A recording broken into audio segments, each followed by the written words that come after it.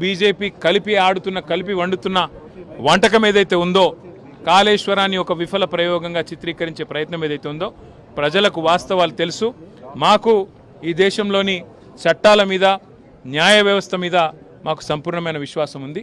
తప్పకుండా ఈ ప్రభుత్వాన్ని మాత్రం తప్పించుకుందామనే ప్రయత్నం చేస్తూ ఉన్నారు. అంటే కమిషన్ల పేరిట, కాలయాపన పేరిట, కమిటీల పేరిట తామిచ్చిన 6 గ్యారంటీలు, 420 హామీలు, వాటిని ప్రజల దృష్టి వాటి నుంచి పక్కకు తీసుకుపోయే ప్రయత్నం ఏదైతే చేస్తున్నారో వదిలిపెట్టే సమస్య లేదు. ఎప్పుడు ఇస్తావు నెలకు 2500 రాష్ట్రంలోని 1,68,00,000 మంది ఆడబిడ్డలు అడుగుతున్నారు, అడుగుతూనే ఉంటాం.